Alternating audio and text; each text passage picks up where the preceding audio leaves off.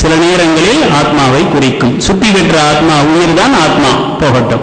ஆக அருள் என்பது உங்களுடைய உள்ளத்தை ஒளிபெறச் செய்வது. அதனால்தான் அருளியலை தெரிந்து கொள்ளாமல் சித்திகளை விளையாட முடியாது. ஆக சித்திகளின் விஞ்ஞானம் என்பதை நாம் எப்படி பார்த்தோம்? சித் என்கின்ற வேகாக்கால் என்ன என்பதை தெரிந்து கொள்ள வேண்டும். அது இறைவனாக பார்த்து கொடுத்தால் ஒழிய அதை அடைய முடியாது என்று தெரிந்து கொண்டோம். இரண்டாவதாக, சித் என்பது சத் சித் ஆனந்தத்தில் இருக்கின்ற சித் என்று கண்டோம். அதன் பிறகு கடைசியாக மூன்றாவதாக ஒரு செய்தியை வள்ளல் பெருமான் சொல்லுகின்றார். என்ன என்றால், சித்தர்கள் 8-2 8-2 என்று சொல்வார்கள். என்ன 8 என்ன 2? 8 என்றால் அகரம், 2 என்றால் உகரம். தமிழிலே எழுத்துக்கள் எண்கள் இரண்டும் ஒன்றுதான்.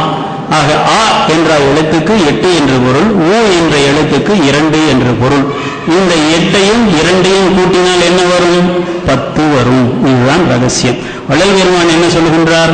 கோயிலுக்கு போகின்றீர்கள், இன்று முத்துச்சேவை, இன்று வைரச்சேவை என்று வேடிக்கை வினோதங்களை பார்த்துவிட்டு கொட்டு முழக்கங்களை கேட்டுவிட்டு வருகின்றீர்கள்.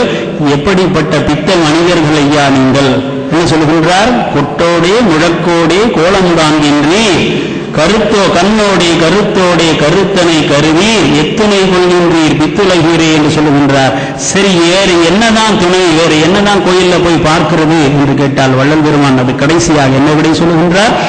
8ஓடே 2ஐயும் சேர்த்து என்னவும் அறியீர் எத்துணை கொள்கின்றீர் பித்துலகீரே. கோயிலுக்கு போறோம், சிவலிங்கம் இருக்கு, சிவபெருமானை வணங்கிட்டு வர்றோம். பின்னால ஒரு படம், பாம்பு படம் வச்சிருக்கிறாங்க. ஒரு நாளைக்கு வைரத்தில் அலங்காரம் பண்றாங்க, ஒரு நாளைக்கு முத்துல அலங்காரம் பண்றாங்க. வெளியில கொட்டு முழக்கு மேளம் எல்லாம் அதெல்லாம் கேட்டுட்டு பிரமாதமா இருந்துச்சுன்னு சொல்லிட்டு வந்துடுறோம். வள்ளல் பெருமான் சாடுகின்றார், திட்டுகின்றார். என்னையா பாக்குற? அங்க இருக்கிறது லிங்கம், அது எதை குறிக்கின்றது?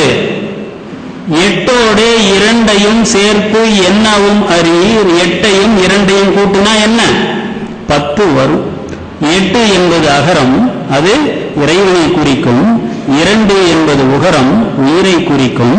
இறைவனும் மனிதனுடைய உயிரும் ஒன்றாக சேர்ந்த நிலைதான் அங்கே காட்டப்படுகின்றது. அந்த சிவலிங்கத்தை பார்க்கின்ற பொழுது நீ என்ன நினைக்க வேண்டும்?